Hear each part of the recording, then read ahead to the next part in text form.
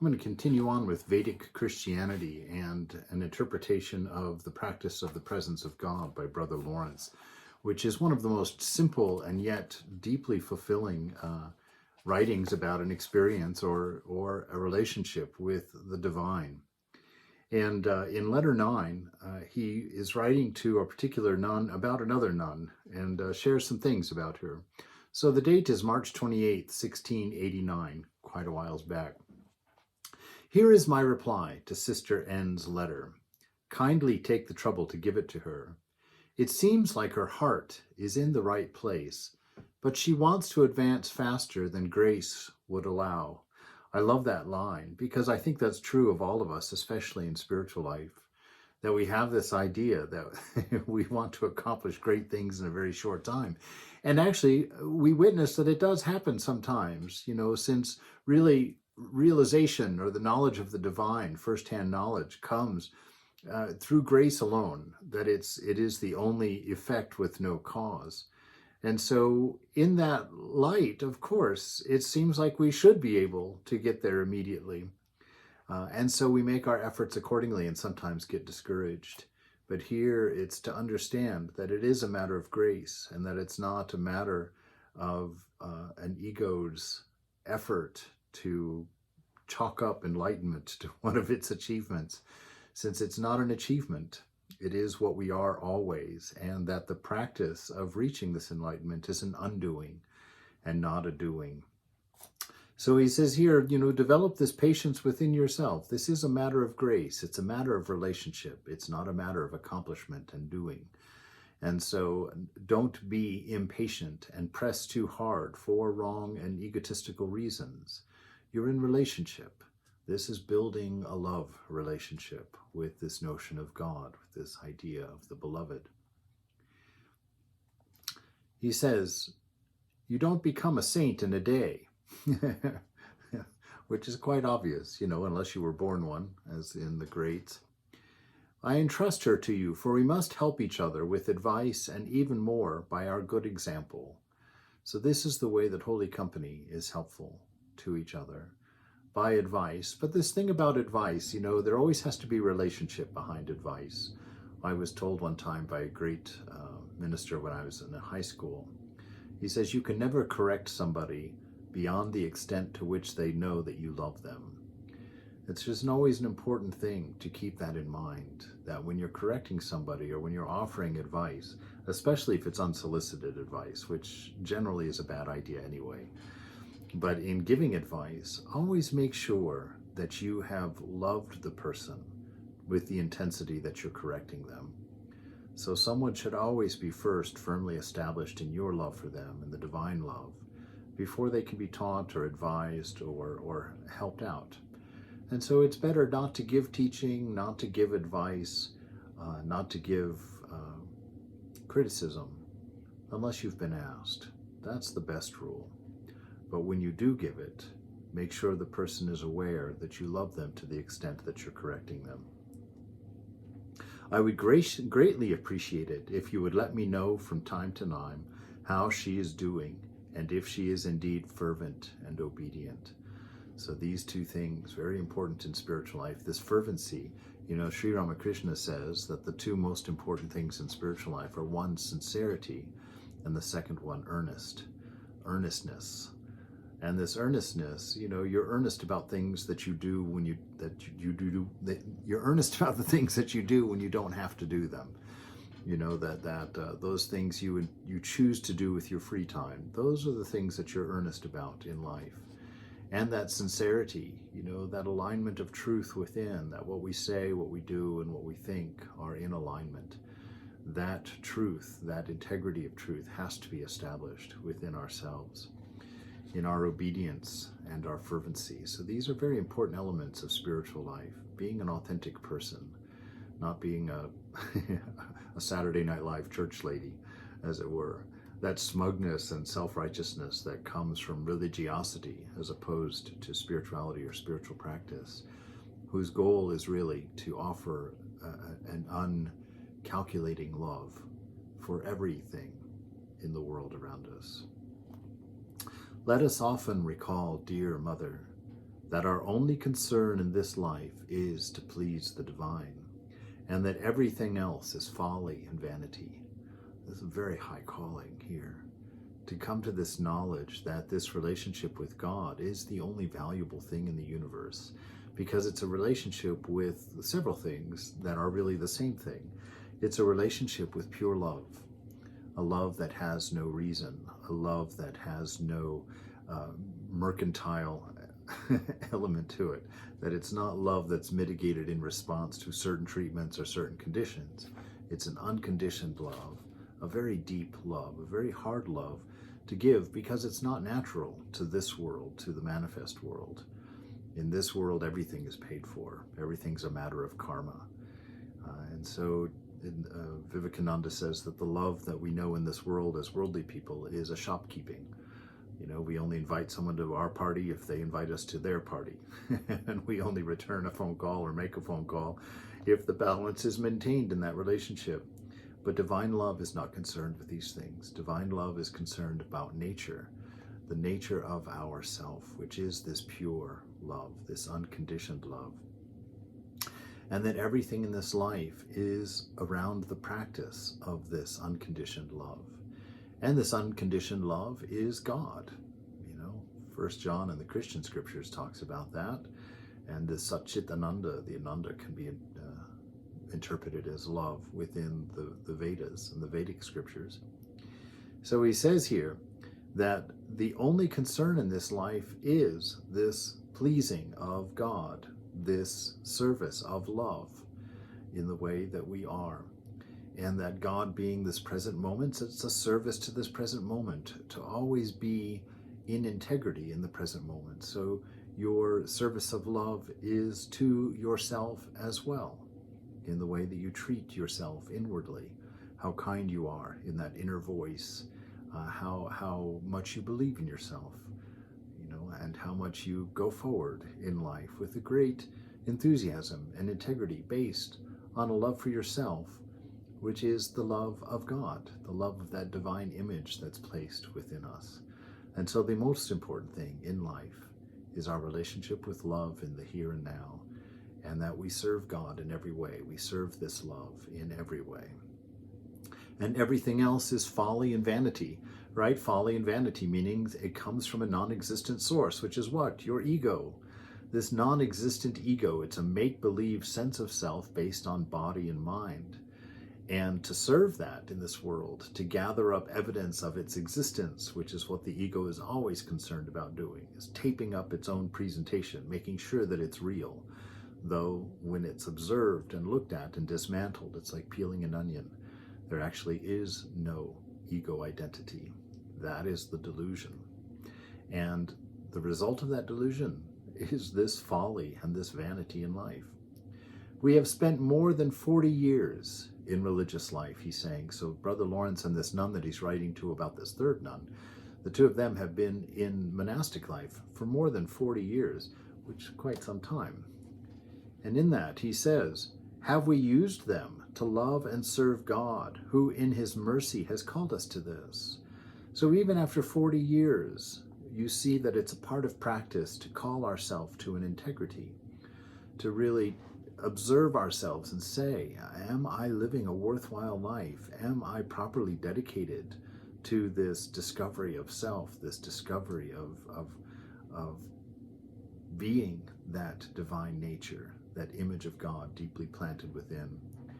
And to look at it and to assess honestly and objectively where we are, and in humility to change the things that need to be changed, to start doing the things that need to be started doing, and to stop doing the things that need to be stopped in doing.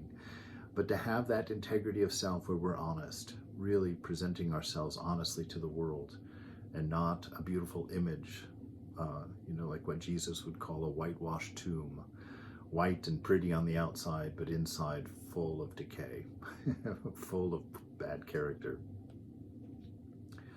I am filled with shame and embarrassment when I consider how, on the one hand, God ceaselessly gives me such great graces, and how, on the other, I make such poor use of them and fail to profit from them all along the way of perfection.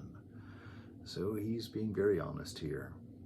Our own teacher, this Brother Lawrence, saying that he's ashamed. Now, you read this book and you read the dedication, the experiences that he's having in this walk with the divine, what I think anybody would call an outrageous success. And you see that as we walk in that divine love, one of its effects is that we always realize that there's more. There's always a deeper experience of love.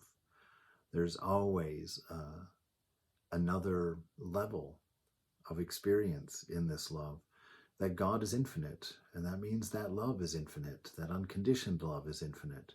And from now until eternity, you will fall deeper in love, ever more deeply. That's the nature of this infinity.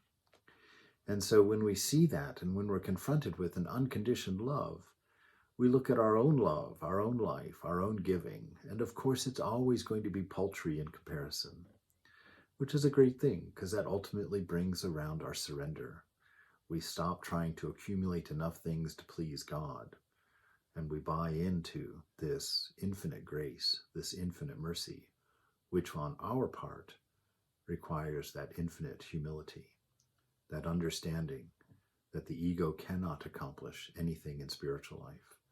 It is, by necessity, grace, a dependence on a pure love that exists in the divine, in God, but which has been placed within each one of us as that image of the divine. Since in his mercy, he still gives us a little time, let's take advantage of it, right? So in this assessment of yourself, you've still got time. God has given you yet another day. So let's take full advantage of that expression of love, that expression of service today. Let's take it forward and really reach for the stars, as it were, become the best that we could ever possibly become, to overcome that selfishness and this wrong thinking, this wrong identity that we're this limited body, this limited personality, which is constantly needing encouragement and constantly needing, a boost, and is constantly on the way to death, to be frank, to watch and get caught up in the decay of this body. This is not who we really are. We can only touch this divine knowledge, this divine love, by finding it deep within ourselves, a new identity, not on passing and changing things, but on that rock deep within, that divine image of pure love, of pure wisdom, of existence itself that has been placed within us in the divine nature given to us by God. Let us renounce, dear Mother, for he is always ready to receive us lovingly. Let us renounce completely for the sake of his love all that is not God, all that is not love. So in drenching ourselves in this love relationship with this inner nature, with the knowledge of God's unending and unqualified love, because of that love and in response to our knowledge of that love, let us renounce, let us walk away from things that are contrary to love.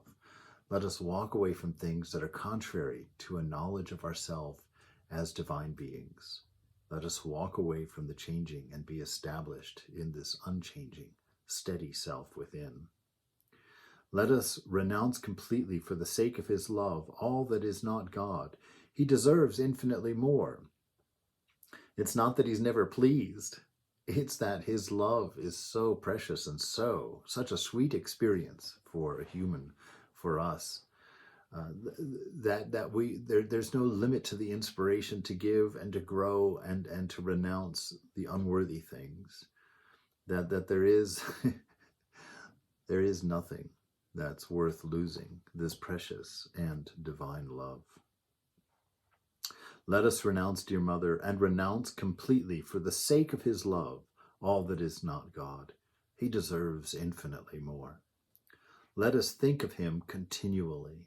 This is the secret, to think about higher things continually, to think about pure love, to think about pure mercy, to think about egolessness, service, to know ourselves as being the self in all beings, and to worship that self through service, through caring, through reduction of consideration of this focal point, this body and mind, but to stand in the Spirit. That's what it means to be spiritual, to stand in this unchanging entity, this love, to realize your giving is infinite. The love that you have to share has no limit.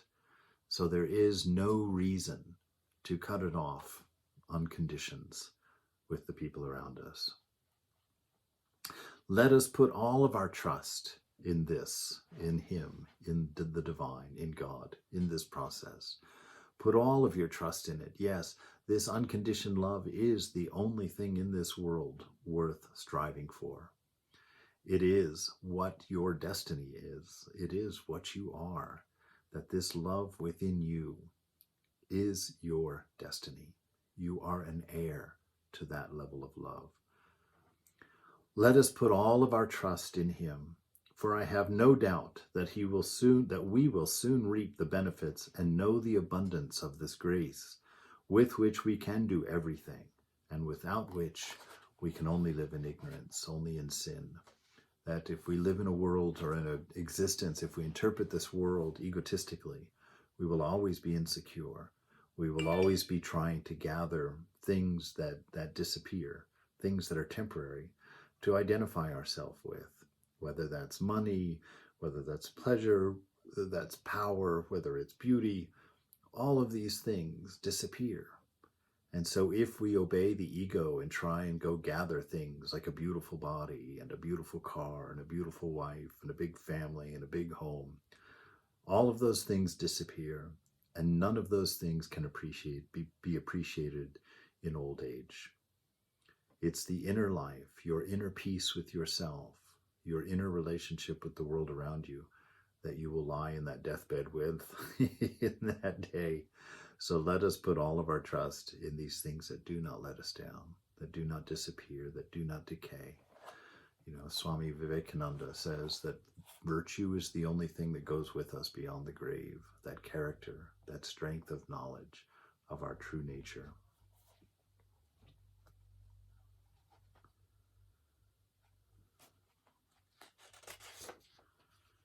All right, he continues on here. It is impossible to avoid the dangers and hazards which life is full of without God's actual constant help.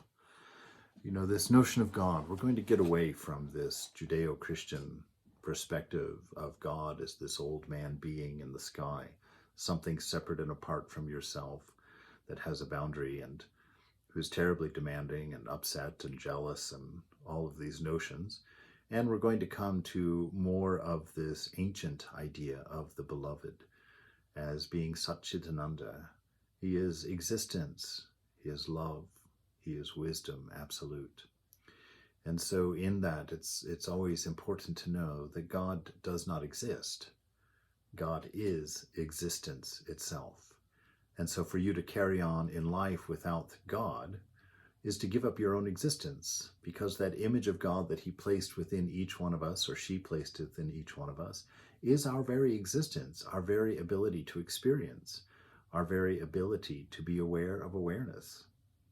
And that wisdom, that inner intelligence that is ours from this divine gift as well, to live in the constant presence of that wisdom, that ability to know higher things, that ability to make sense of what the senses give us, to be able to tally all of the inputs of the body and mind, and to squeeze out of that, or to bring the essence out of that, which is wisdom, knowledge.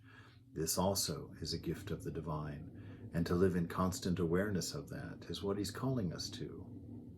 And this love, it is important to know that God is not loving as such. God is love itself.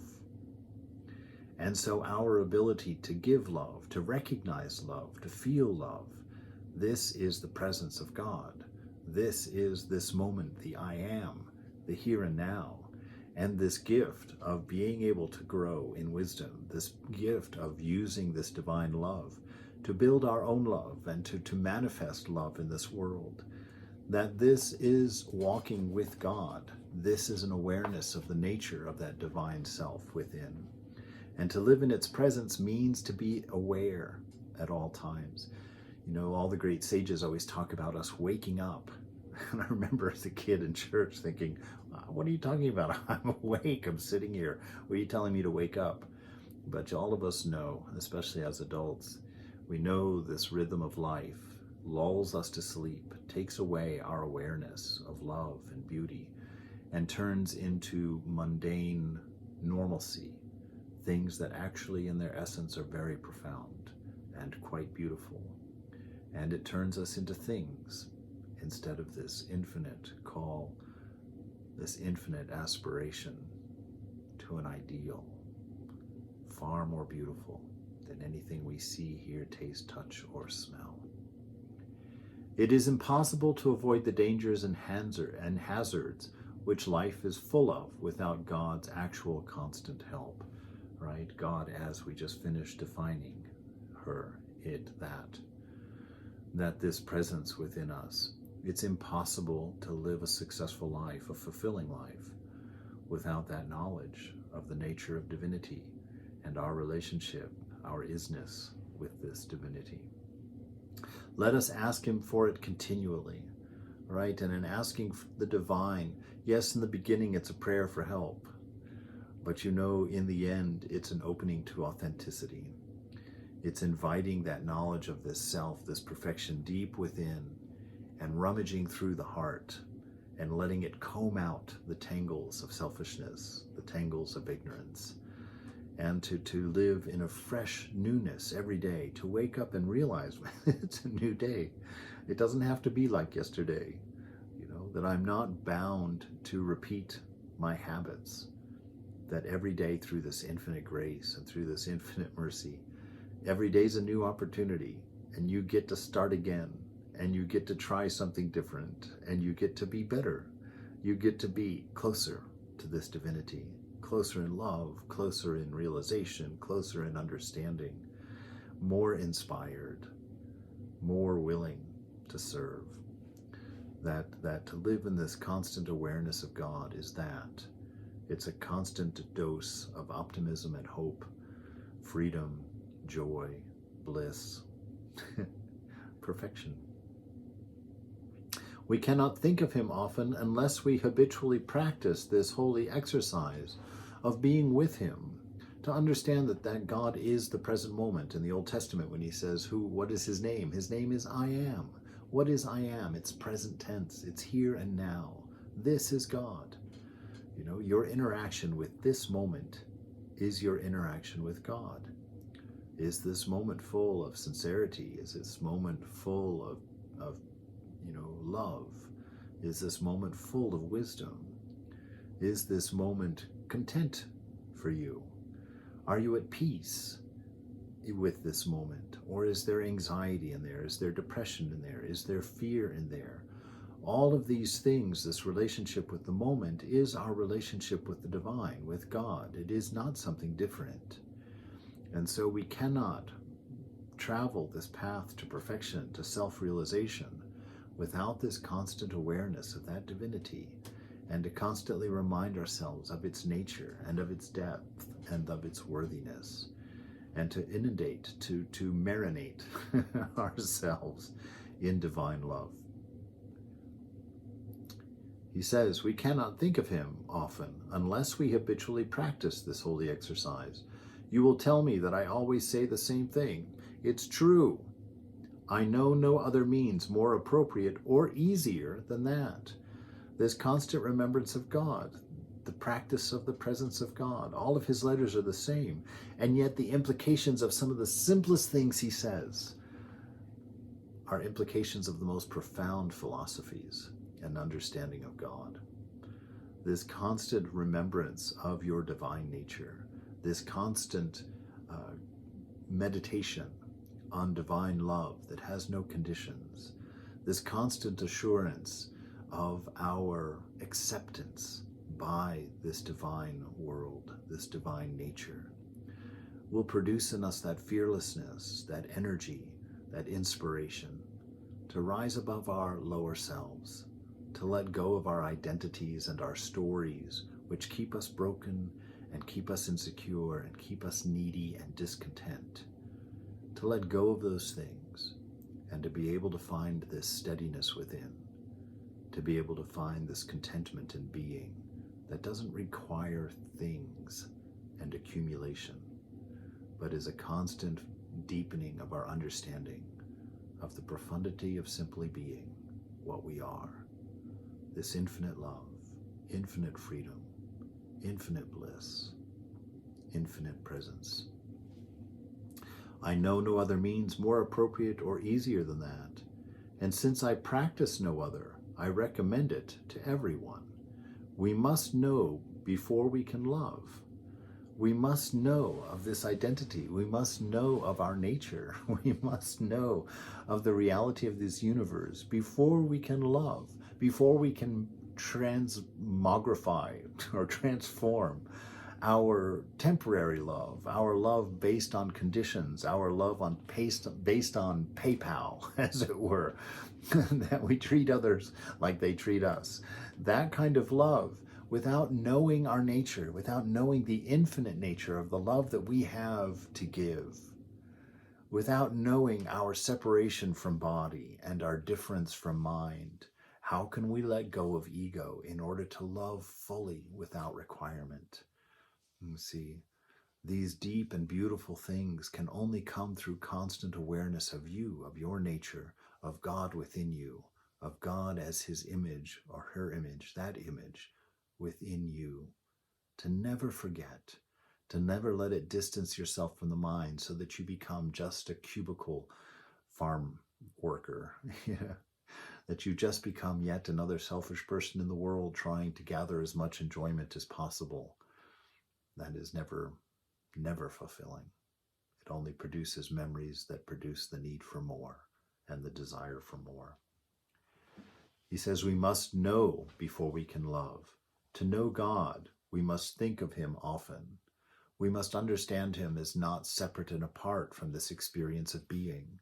We must understand that this moment is that divinity. We need to stop seeking God, in the words of Vivekananda, and start seeing him in ourselves, in the experience of life, to pay attention to the pain so that it can change us, make us stronger, make us more loving, more caring, more giving.